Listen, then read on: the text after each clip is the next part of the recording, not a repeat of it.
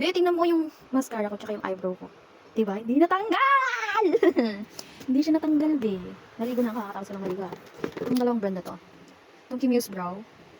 Yan siya, be. Hindi siya natanggal. Oh. Meron pa din siya natanggal, be. Proven and tested, waterproof talaga siya, be. Ayan. Diba? And smudge proof.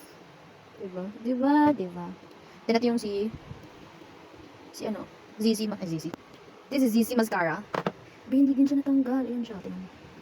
So then, yun na meron pa. Hindi ko na ako. Hindi ko na ako yan, be. Hindi siya natanggal. Hindi siya kuya natanggal.